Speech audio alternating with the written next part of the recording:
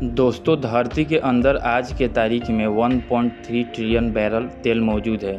अगर हम बात करें दुनिया के बड़े तेल के कुओं की और जिस गति से हम तेल का इस्तेमाल कर रहे हैं, यानी कि आज के करंट दर की अगर इस गति से हम इस्तेमाल करते रहे तो आने वाले 40 साल के अंदर ये सारा का सारा तेल ख़त्म हो जाएगा। धरती के अंदर कोई भी पेट्रोल डीजल कुछ भी नहीं बचेगा। अब बात करते हैं पेट्रोल के दामों का। 1990 में पेट्रोल का कीमत भारत में 12 रुपये था, जबकि सन 2000 में इसकी कीमत हो गई थी 25 रुपया और 2010 में यह कीमत पहुंच गई थी 47 रुपया और आज 2023 में पेट्रोल का दाम है 100 रुपया से ज़्यादा, यानी हर 10 साल में पेट्रोल का दाम डबल हो जा रहा है। उस हिसाब से देखें तो 2030 में इसका दाम 150 रुपया हो जाएगा और 2040 आते आते तक ये 300 रुपया तक पहुँच जाएगा। हमारी दुनिया पेट्रोल और डीजल पर ही निर्भर है। आज भी जानते हैं कि बिना पेट्रोल डीजल के कोई भी गाड़ियाँ आज की डेट में नहीं चल सकती है और जब ईंधन के दाम आसमान छूने लगते हैं, जैसे कि आज के समय में हो रहा है, तब ईंधन की कीमतों के साथ साथ हर चीज़ महंगी हो जाती है। पेट्रोल और diesel non renewable source of energy है, यानी एक बार आप इसे इस्तेमाल करने के बाद इसे दोबारा यूज नहीं कर सकते हैं। यही वजह है कि डिमांड ज़्यादा होने के वजह से और सप्लाई कम होने के वजह से इसके दाम लगातार बढ़ते जा रहे हैं। पेट्रोल और डीजल के महंगा होने का एक और भी कारण है और वो है इनकी मैन्युफैक्चरिंग। अब चलिए जानते हैं कि आखिर बनता कैसे है। ऐसा नहीं है कि पेट्रोल और डीजल सीधे गड्ढा किया और ज़मीन से खोद कर निकाल लिया।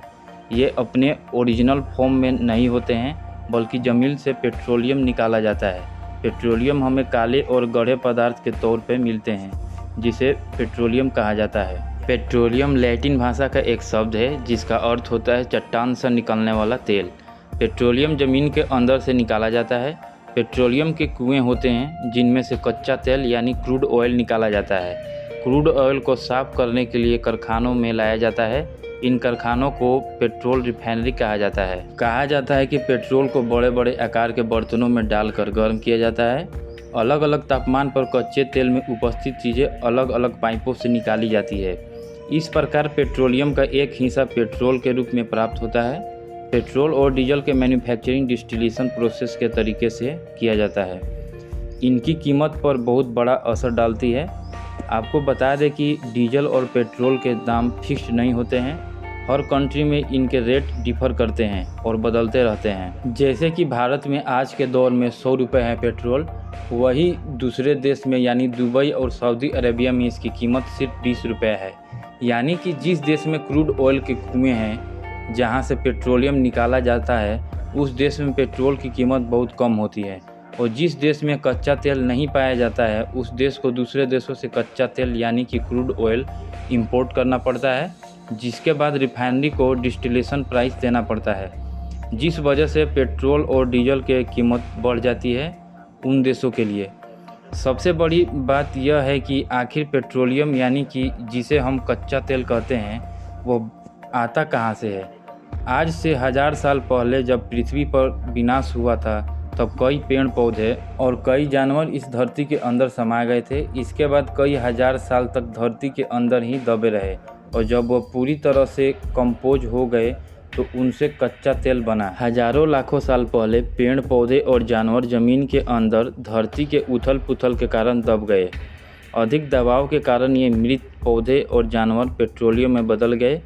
मनुष्य ने समुद्र के अंदर पेट्रोलियम के भंडार का पता लगाया और समुद्री चट्टानों से इन काले तरल पदार्थों को निकालना शुरू किया। अब ऐसा भी नहीं है कि ये क्रूड ऑयल कहीं पर भी मिल जाता है।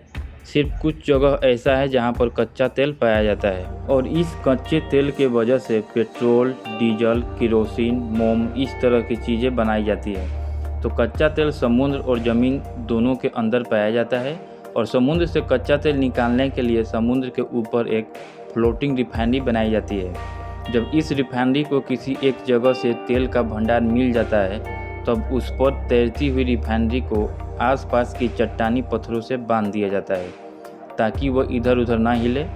इसके बाद समुद्र के अंदर ड्रिलिंग की जाती है। ये बिल्कुल ऐसा ही प्रोसेस है जैसा अपने घरों में बोरिंग करवाते हैं। समुद्र के अलावा कई ऐसी जगह है जहाँ पर कच्चा तेल का भंडार है और यहाँ पर भी ड्रिलिंग करके कच्चे तेल को निकाला जाता है।